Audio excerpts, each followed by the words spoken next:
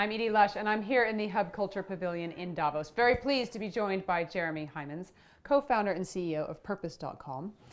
Tell me a little bit about what you've been doing here in Davos.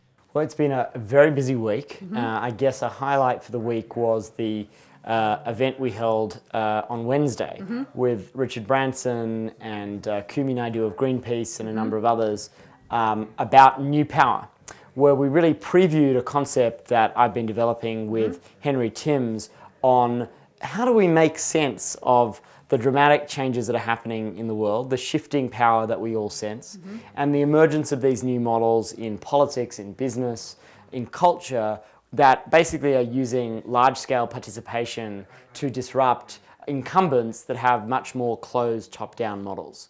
So that was an exciting event, and we had a really robust conversation about it. Give me an example of where you think we could see this new model working.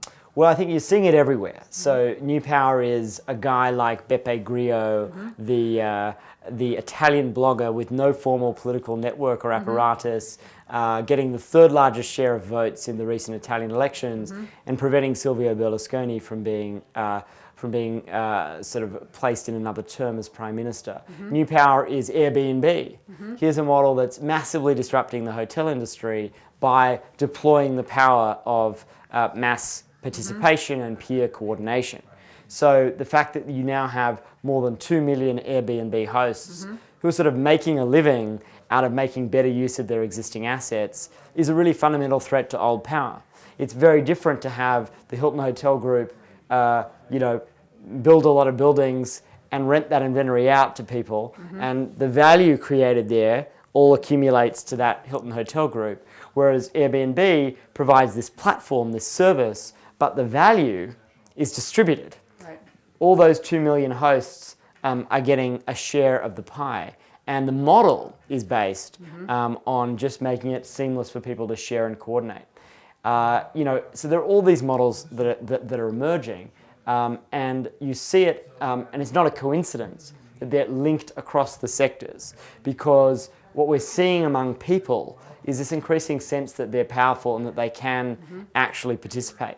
So, it doesn't matter whether you're, an Egyptian who decides to actually, for the first time in decades, go out into the streets and take that risk because you see that other people online are also self-organizing around that, or whether you're a consumer engaging in these new modes of economic activity like sharing, or whether you're a young person who's acting as a maker, who's producing their own content. When, 20 years ago, when I was a kid growing up in Australia, we had like 5 channels, and all that stuff was fed to us. The idea that we could be the creators of our own our own content seemed very kind of ridiculous, actually. So what about, last year I spoke to the president of Iceland, and we talked in one part, we talked about how he crowdsourced the new constitution. Right. So I'm interested in how you could use that kind of idea to do something, for example, with the Millennium goals. So I know you talked about that the other day. Yeah, well, that was sort of part of it. Well, look, if you think about the way the last MDGs were created, they were largely created by men in technocrats, in rooms that no one was invited to. And eventually those things, of course, were approved by the international community. But the process of shaping the goals was distinctly undemocratic and unparticipatory.